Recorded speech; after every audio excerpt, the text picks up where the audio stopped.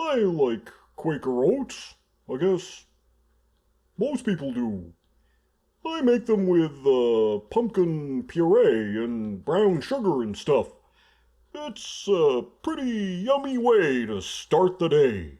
But it got me wondering, what's with Quaker Oats? Who came up with it? And why is there a Quaker on the box anyway? As far back as I can remember, they put out all kinds of flavor combinations and variants and oats in other forms.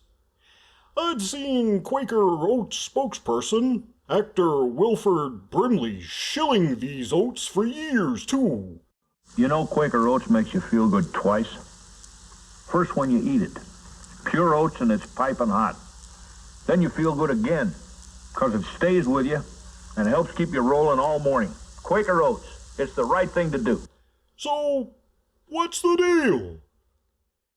Well, it all started in 1877. These guys had a couple of oat mills, and one of the partners was reading an encyclopedia, as you do, and read some stuff about Quakers and how good they were. See, Quakers were known for being pure and honest and decent people, and that just kind of fit with the sort of things the oat company wanted associated with their oats, so people would buy them. So they named their oat mill Quaker Oats. The Quaker on the Quaker Oats container was originally based on a real guy named William Penn, who helped found Pennsylvania, and was also a well-known 17th century Quaker. In their ads at the turn of the century, they flat out said it was Penn and called him the standard bearer of Quakers and Quaker Oats. Nowadays, they disavow that and say it's just a made-up guy named Larry. Still a Quaker, though. Anyway, the Quaker Man is thought to be the first trademark issued for a breakfast cereal product. So, in a way, the Quaker Man is the great-great-grandpappy of Count Chocula, Tony the Tiger, and Sugar Bear. They had innovative marketing strategies, too. Like, in 1902, they started a campaign where they actually gave away land in Milford, Connecticut. That's right. Quaker owned a parcel of land and divided it up. In each container was a deed for some of the land. Granted, it was only good for about 10 square feet, but they sold a lot of oats. They did the same thing in the 1950s for some land in the Klondike to help advertise the show they were sponsoring, Sergeant Preston of the Yukon.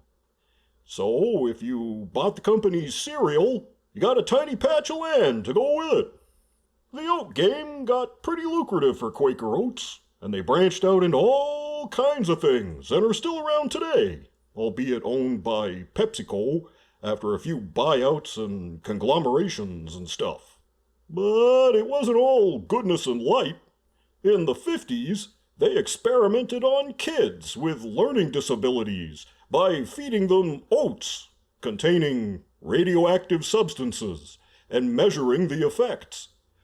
All in the name of good nutrition, of course. Quaker was sued, and rightfully so, but they managed to drag it out in the courts until 1997, when the victims were dead or broke or just worn out, and they settled. So, typical corporate behavior there. And actual Quakers, also known as the Religious Society of Friends, aren't that wild about a company using their heritage to sell oats.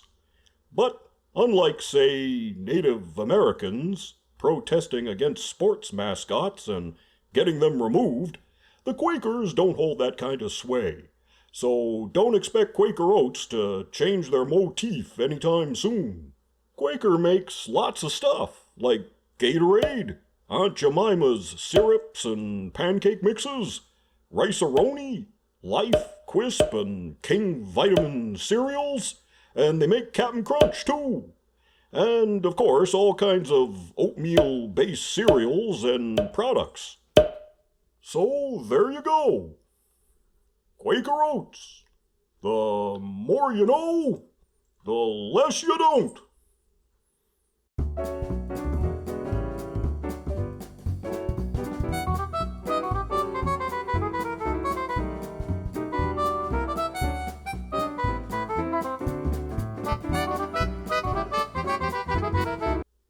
Hey there, little Quaker dude. How are you?